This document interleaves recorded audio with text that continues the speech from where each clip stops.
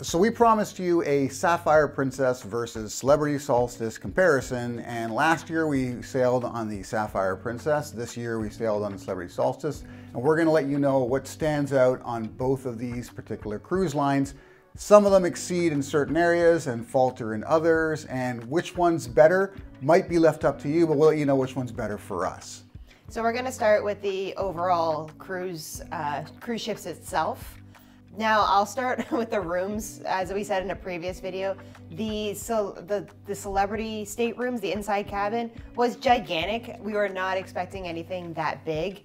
Not to say that the Princess inside cabin wasn't big. It just wasn't as big as what we got on Celebrity. Yeah, like generally we don't pay up for rooms on cruise ships. The cabin is not a big deal to us. No, we're barely in our rooms. Right? So when you're at the sort of base level lodgings, you don't expect much, but Celebrity outdid it. It was huge. That room was absolutely huge for an inside cabin. The Sapphire Princess cabin was more of what you'd expect. Yes. But it was still sufficient, right? But 100% we got to give the cabin edge to the Celebrity Solstice over the Sapphire Princess. Yeah. But the ships themselves, what do you think about that? So we've been on a Celebrity ship before, so we kind of knew what we were expecting off this one, and it was very similar to what we've originally experienced. Needless to say, it's a gorgeous ship. It's a gorgeous ship. It's very well taken care of. We really love the layout of the ship. Everything's very convenient. You know, when you want to do one thing, it's like it's there. There's always stuff around it. On the Sapphire, it wasn't something we were used to, but they had all the shops on like 2 floors, which was different. I don't know. It was very well taken care of. Don't cage yourself on that one, but I don't know. I my sweet spot's Celebrity. Yeah, I mean, it was also a trick on the Sapphire Princess to get to the dining rooms as well. You had to go through that across the promenade to get to another set of elevators to get to the dining room, whereas on the Celebrity Solstice, it's it kind was of like all right there. Right there. There was no sort of tricky area to get to. There was a couple of spots in the Solstice that were sort of hidden as far as lounge areas go, but yeah, it took us a couple days to figure that out. But that's always the fun of it too. Yeah, but I honestly think that the Solstice kind of edges out the Sapphire Princess as far as the ship's layout, right? Yeah. So when it comes to the actual ship versus ship comparison, personally, we got to give it to Celebrity.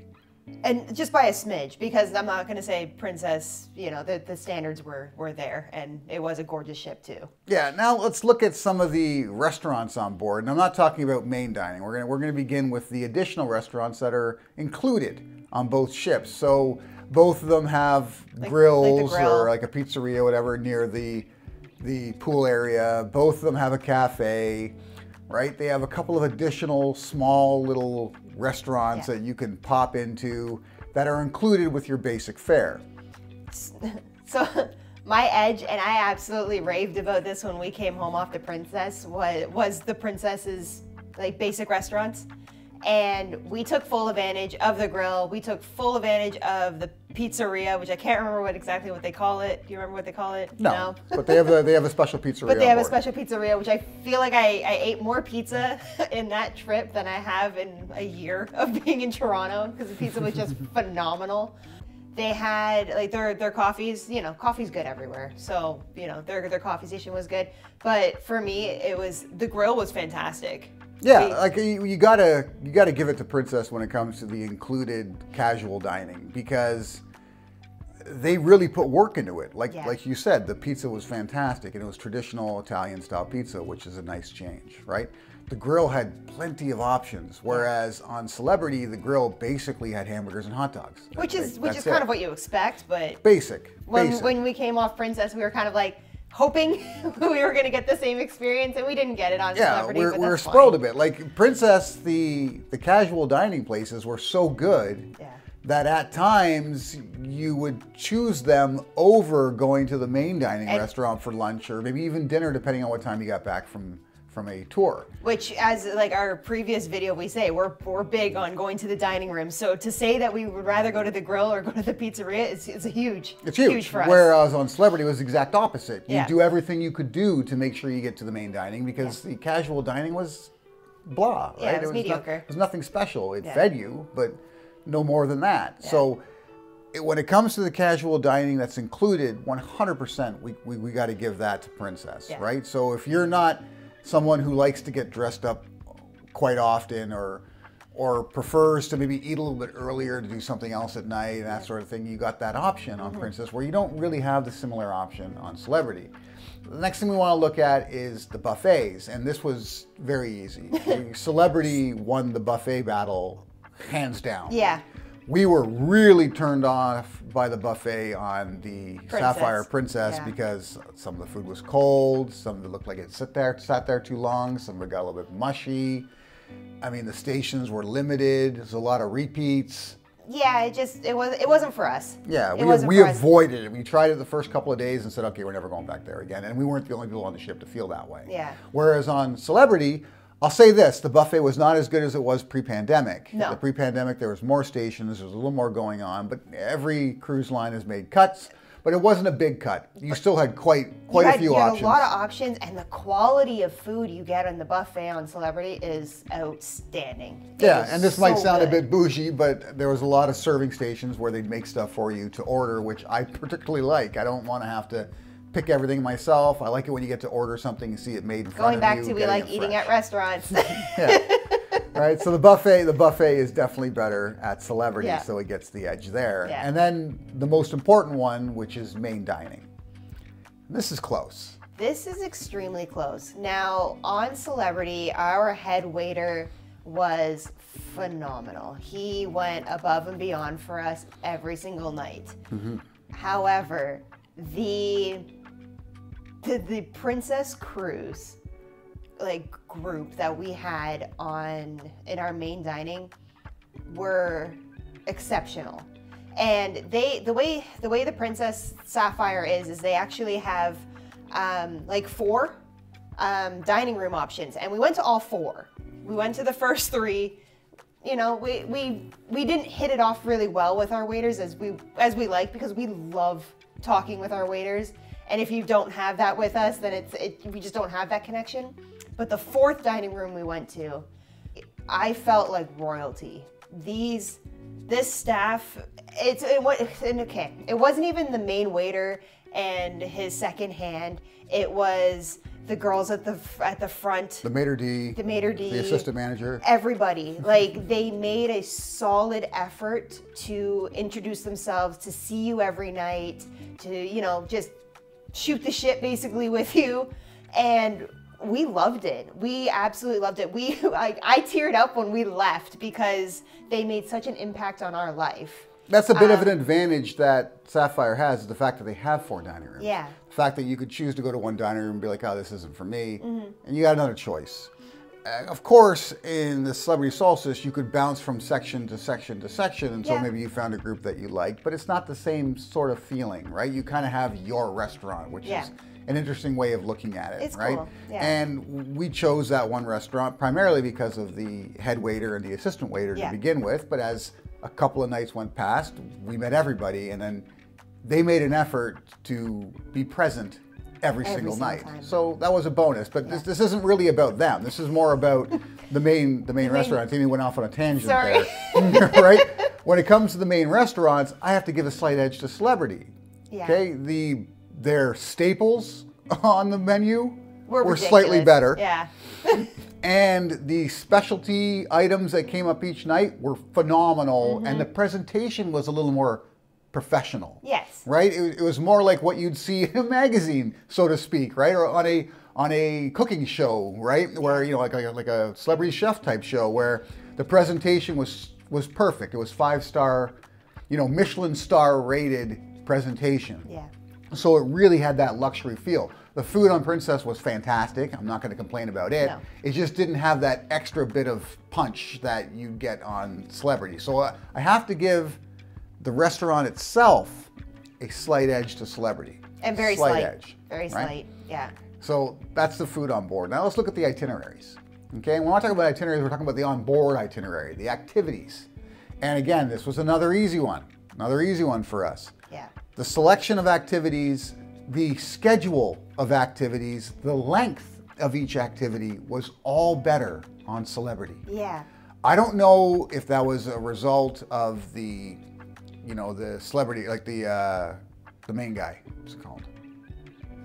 The activities guy, the main guy, the activities manager, the director. The activities director. I don't know if it was a matter of the activities director and he set that up, or it's just this cruise line has figured it out better. But first of all, an activity, unless it's really required, an activity shouldn't be an hour. It really shouldn't. No. Right? It's too long in most cases. I mean, you're going to lose some of the people who came to enjoy it by 30 minutes maybe. Yeah. Right? So on Celebrity, they make an effort. There's a lot of like 20-minute, 30-minute activities. Which was perfect because it gave you enough time to stop what you're finish that and then have time to walk to the next thing that you wanted to do. So it was very well planned. On Princess, I am gonna knock the itinerary. There was a lot of hidden sales pitches, which got very irritating after a while. You'd want to go and you'd want to do, trivia, or you would, maybe you want to see a presentation of some sort that they were doing, and then they would always sneak in a sales pitch. And it's like, okay, well, no offense, guys, but I already paid to be on this trip, and I don't want to be pushed into buying more things.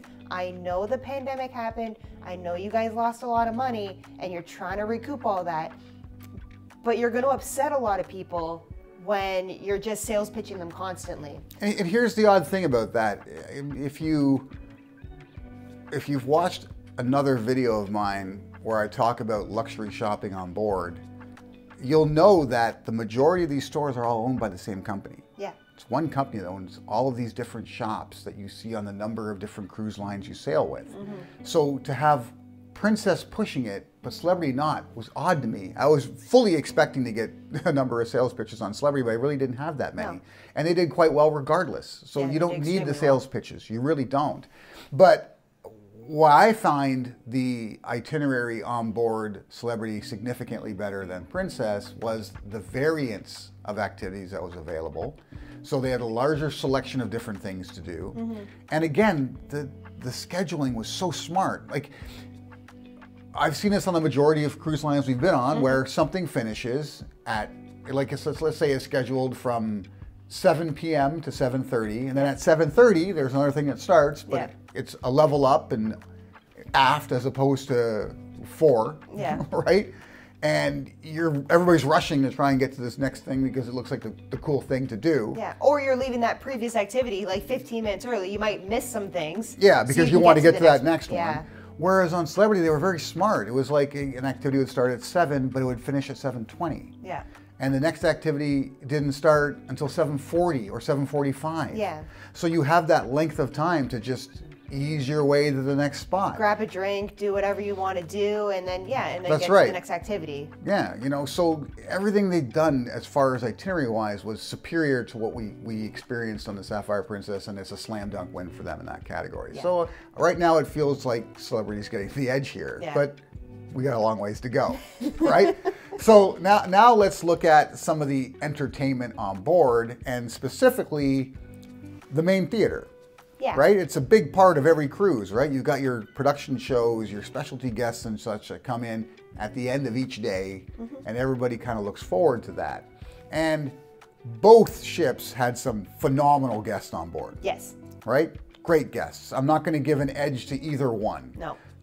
There was a cool, like a very funny comedian on the Sapphire Princess. Yeah. We had a great pianist on the Celebrity Solstice. Both of them had magicians, right? There were some really great guest acts on board. But when it comes to the production team, the crew, that's the resident actors, singers, actresses on each ship, there's a clear winner. Oh yeah, it's going to be Princess hands down.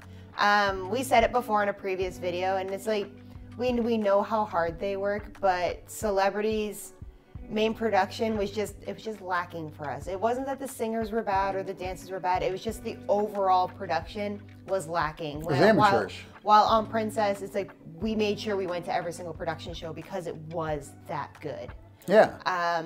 So yeah, so it's going to Princess for us on that one. Yeah, and I mean, Celebrity, don't get me wrong, they had like 2 guys there that were like balance specialists. Oh, like tumblers, acrobats, yeah. right? Like they were They had very some cool. very skilled people in that production crew, but the wardrobe was a joke. Yeah. The stage settings was practically lacking. non-existent, It was lacking, yeah. right? The lighting was high school, whereas Sapphire did a good job on every one of those categories. Yeah. So they win when it comes to the theater, right? Significantly better than what we experienced on Celebrity Solstice. Not to say it was bad, it just wasn't to the level that Princess had. Yeah. So it was obvious to us that's another place where somebody might have cost cut a little bit, Yeah. right? So Sapphire Princess gets a tick on the win column on that side, right? Now let's look a little bit let's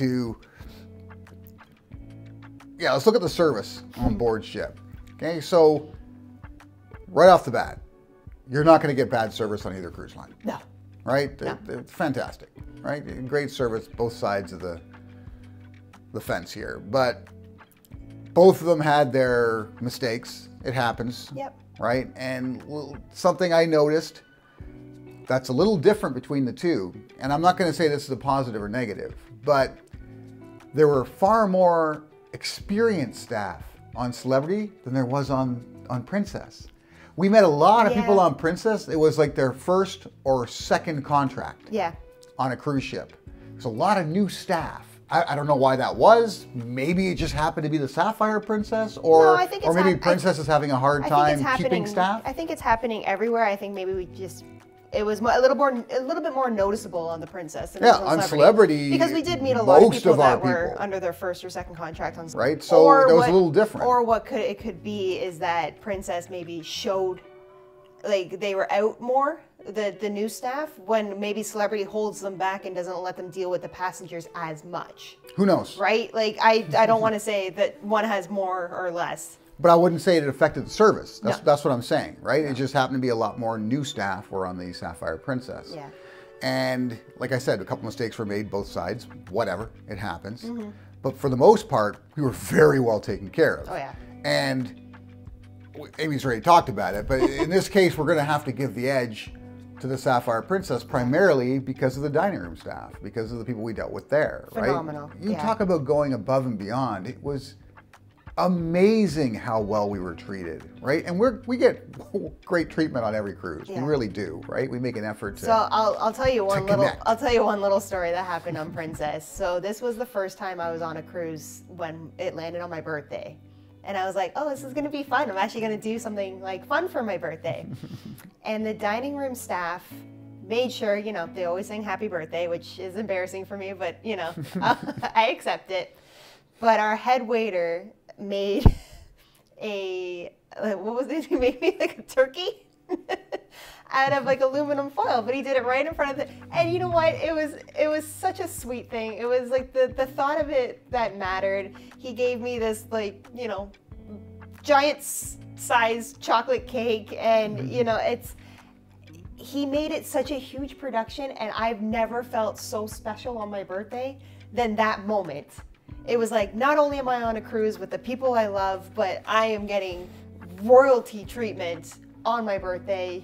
I have this aluminum foil turkey I got to bring home or bring back to my cabin with this giant piece of chocolate cake in it. And it was just that little bit extra that I was like, wow, like it didn't require a special occasion, though. Let's be honest here. We got fantastic service every single day. Yeah. Every day they went above and beyond. Yeah. So you got to give them the edge. You have to give them the edge. Yeah. Right? And like I said, the service on both ships is fantastic. Yeah. Right? I rave about both of them. Yeah. But in this case, the Sapphire Princess got the edge from us. Yeah. And if you are going to be sailing on the Sapphire Princess, make sure you check out the video I did on my review of it. So you know who to deal with when you get there. Find those guys. They'll take care of you. They will take care of you. Tell them Coben and Amy sent you. Yeah. But The last thing we're going to look at is embarkation and disembarkation. And before we get into it, one thing of note is you got to remember this isn't just about the cruise line. No. Right? There are port staff involved that do not work for these cruise lines, right? They work for the port. So this isn't directly 100% on them. Correct. Right? Yeah. The embarkation went much smoother with the Sapphire Princess in Buenos Aires. Yes. Much smoother. Yeah. Okay. It was probably a third of the length of time that it took with the Celebrity Solstice. And although there was a bit of confusion because they didn't have as many staff on hand directing us. It was that, and also on the app, they told us, fill out this app, and you can go in faster. Can we just say it right now that the majority of these cruise line apps are bullshit? Yeah.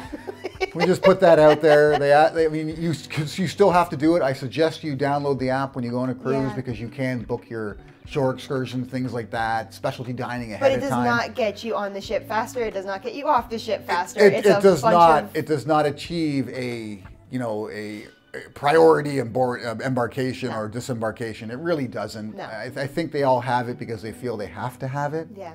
But it doesn't get really you on the doesn't ship help faster. you. No, it does not. So, Bullshit. So that was the first thing, and you saw all the cruisers being like, "But I'm in the green line," right? Sure you are. Because all of us did it. All of us did it, and and they're like, "Yeah, just that way, right?" In the line with everybody else. Go in the line. So that part was a little confusing for basically all of us that went on that ship. But once we kind of figured out where we were going, it was smooth sailing. It was very quick. Yeah. Right. Now, when we were on the Celebrity, it was a little more organized. What's that? The embarkation was a little more organized. A little more organized. But long. For Celebrity. Oh, yeah. Man. So, I don't know, if I felt like our ship was 50 miles away from where we were supposed to embark. It was, like you said, it was very well organized in the fact of this line up for here, this line up for here, but you were walking for 3 or 4 checkpoints between each lineup because they right. got to direct you to where you're going. Yeah. But the one... This was in Hong Kong. Let's put that out there. Hong Kong. But the one thing I really liked on Celebrity was when we got on the ship, you always have to do your safety thing, right? But what Celebrity did, which I really, really like, and I hope other cruise ships do this too, is when you got on, they said, your muster station is there. They direct you to it immediately. And they say, do all your check things on the phone, like, everyone does anyways.